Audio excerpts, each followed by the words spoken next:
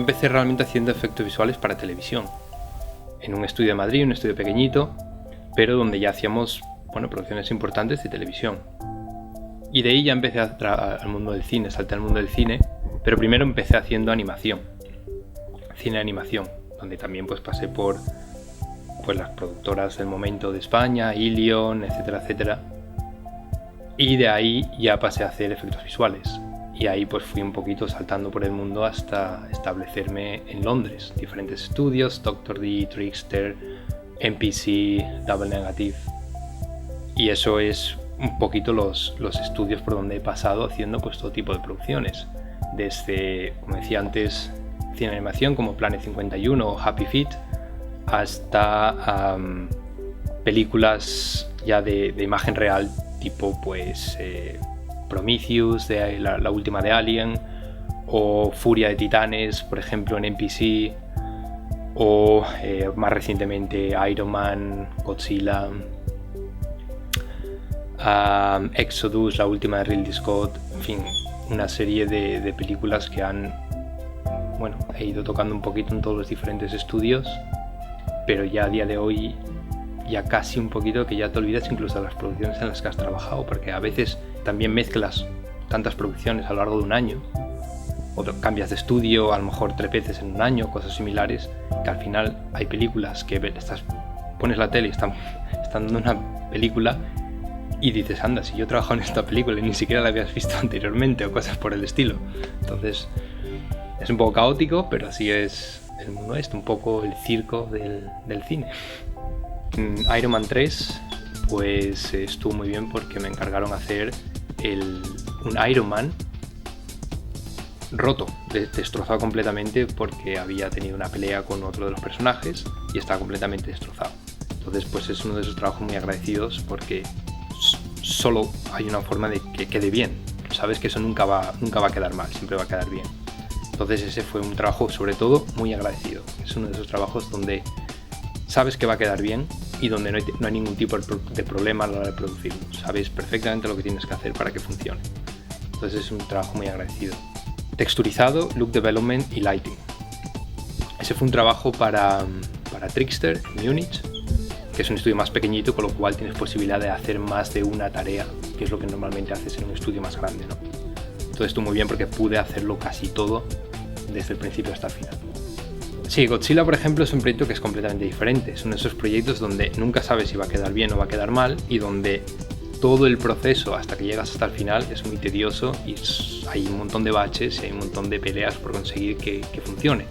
Porque es una criatura que no está definida, ¿no?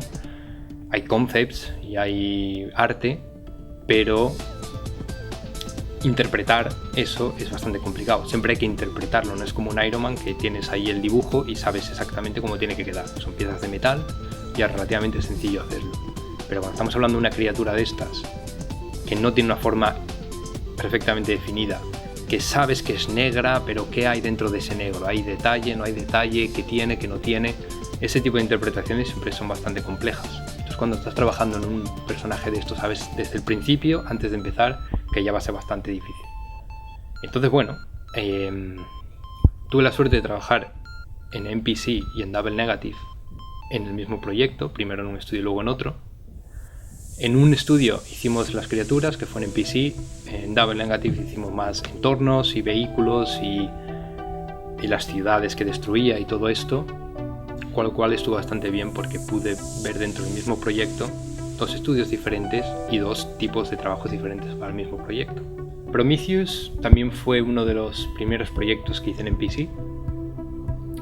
Después de, no de los primeros, pero sí después de Furia de Titanes y de algún otro. Y en Prometheus estuve trabajando sobre todo en texturas de las 2 naves que salen. Hay una nave humana, que es la Prometheus se llama, y luego la nave Alien, que sale al final de la película, contra la que se estrella, de hecho, contra la nave humana. Entonces estuve trabajando en esas dos naves, principalmente la nave humana, la nave Prometheus. Y eso fue un trabajo bastante largo, de año y pico trabajando solo en eso. Entonces, fue muy divertido y fue es uno de esos trabajos también que, como decía antes, también tienen cierta interpretación, porque aunque también hay concepts de la nave y sabías exactamente cómo tenía que quedar, a medida que va evolucionando en 3D, el 3D pues nunca es al final como el 2D, ¿no? Entonces si lo ves en 2D funciona muy bien, pero cuando lo haces en 3D ya no funciona tan bien. Entonces hubo una evolución muy grande a lo largo del proyecto, a medida que se iba haciendo, y ese fue un poquito el reto de este proyecto, ¿no? Interpretar lo que había y mejorarlo para que funcionase ya luego como un asset en 3D. Pues bueno, a nivel de geometría tampoco era nada del otro mundo, era bien modelado, pero ya está. Pero a nivel de texturizado, que esto es a lo mejor algo que parece que todavía no hay mucha gente que se esté familiarizado con el tema de los UDIMs, y es básicamente la cantidad de texturas que tiene una nave de estas. Claro, una nave de estas es gigante, entonces hay que darle mucha calidad de texturas, y para eso pues hacemos multi-UVs de estas, ¿no? Los UDIMs que se llaman. Entonces estamos hablando de esta nave, quizás tendría pues alrededor de 100 UDIMs, que si lo multiplicamos por todos los canales de textura que tenía, pues igual estamos hablando de que esta nave tenía como unas 5000 texturas, de 8K de resolución, de 16 bits, con lo cual, claro, mucha gente no es consciente de la cantidad de material que generamos en los estudios de efectos visuales. Entonces este es simplemente un ejemplo de la cantidad de texturas que tenía una de estas naves. Exodus, que es el último proyecto de Ridley Scott, sabéis que es pues, el Éxodo, la historia de la Biblia, donde se quería contar el tema de las plagas, pero desde una forma, digamos, no tan, no sé si decir fantástica, sí, fantástica podemos decir, ¿no? Es decir, la interpretación de la Biblia, sino quería hacerlo de una forma más tangible, digamos, ¿no? Entonces yo estuve trabajando en los cocodrilos. Bueno, de hecho, en solo un cocodrilo, que luego se multiplicó 1 millón de veces con pequeñas variaciones, pero solo fue un cocodrilo. Y ese fue un proyecto que estuvo muy interesante, porque fue año y pico haciendo un cocodrilo. Entonces estuvo muy bien, porque me dejaron mucho tiempo para hacerlo como yo quería, para que quedase muy bien, para que pudiese aguantar prácticamente cualquier resolución en pantalla, etcétera, etcétera. Pero lo gracioso es que después de año y pico de trabajo por parte de varias personas, al final la película sale como 10 segundos. Porque estas cosas que tiene la industria cinematográfica, de que si hay sangre, si hay alguien matando a alguien, si sale un cocodrilo arrancándole una pierna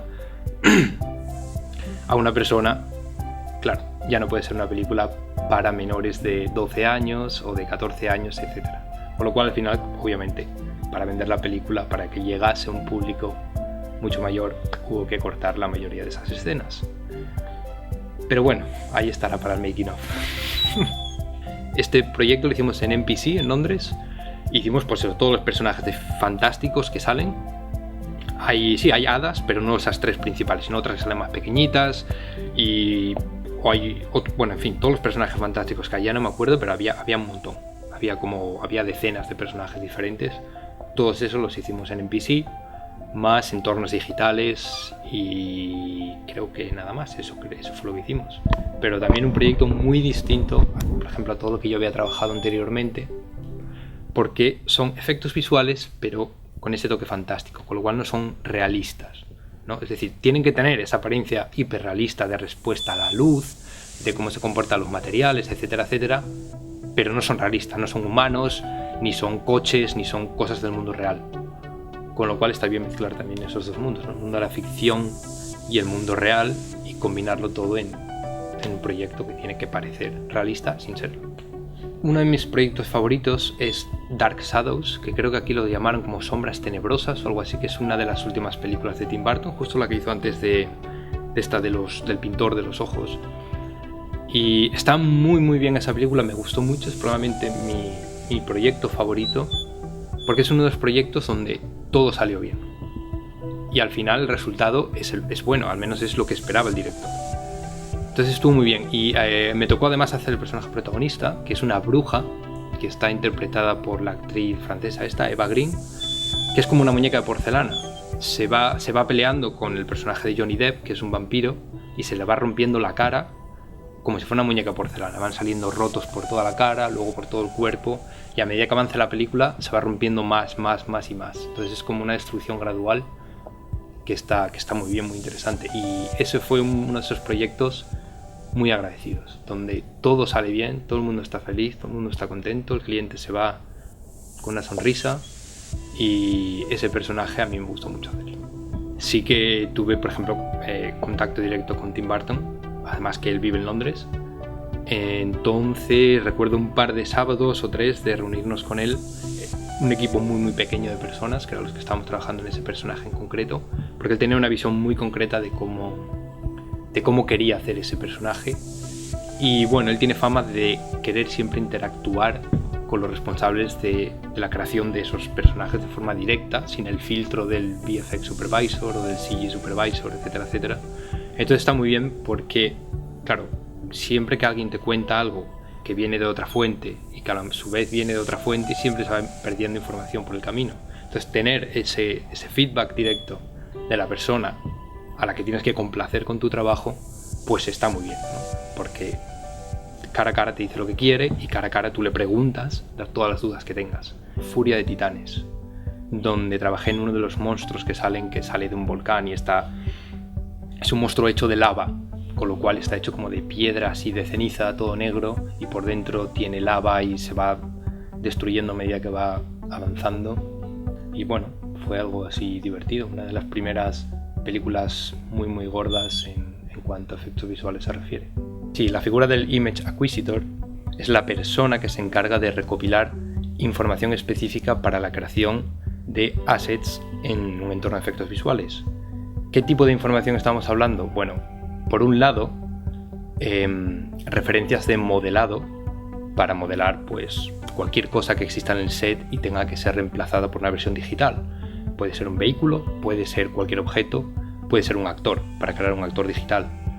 También, aparte de modelado, también referencias de texturizado, con unos setups de iluminación que creamos de una forma muy específica para quitar las sombras y los reflejos de las cosas que fotografiamos y luego podamos utilizar como texturas. También hago mapas HDRI de entorno para luego poder crear rigs de iluminación para integrar cualquier tipo de elemento 3D. Y también hago escaneo 3D, lo mismo, de entornos, de actores, etcétera, etcétera. Y lo que llamamos fotogrametría, que básicamente es crear modelos 3D en base a fotos. Y esas son un poquito las cosas que hago como Image Acquisitor. Hay más que se hacen en el set, pero que ya no corresponden a esta persona, a este profesional, sino a un supervisor de efectos visuales o a otros de los profesionales que enviamos desde el estudio de efectos visuales a la producción, al set. Pero eso ya no es cosa mía. Sí, pues las principales diferencias entre estar trabajando en efectos visuales delante de un ordenador y trabajar en efectos visuales detrás de un ordenador, por así decirlo, es decir, en un set o en un rodaje, etcétera, etcétera, es básicamente que cuando estás delante de un ordenador estás creando un material que básicamente depende de ti todo lo que haces. Cuando estás trabajando en un set, estás recogiendo un material que otros van a utilizar. Y claro, ahí existe una responsabilidad de entregar un material que tú no vas a utilizar, sino que van a utilizar otros, y tienes que estar seguro de que esa gente a la que le vas a entregar tu material pues cumple sus expectativas, es decir, van a ser capaces de producir su trabajo en base a las referencias y a todo el material que tú estás recogiendo. Claro, eso es bastante complicado porque todo el mundo trabaja de una forma diferente, todo el mundo espera un material de una forma diferente, y tú tienes que intentar estandarizar un poquito las cosas para que todo el mundo al final esté feliz y pueda crear material de primera calidad en base a lo que tú estás recogiendo. Esa es probablemente la mayor diferencia, ¿no? El trabajar para ti mismo, por así decirlo, y el trabajar para otros. Si tuviera que dar un consejo nada más, sería constancia y pasión. No hace falta mucho más. A fin de cuentas, quien tenga esos dos componentes llegará donde quiera llegar, porque no tendrá más techo que el que se ponga el mismo. Constancia, trabajar, estudiar,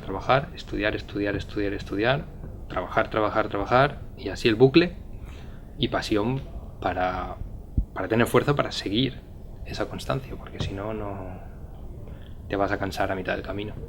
Con esas dos cosas, hasta donde queráis.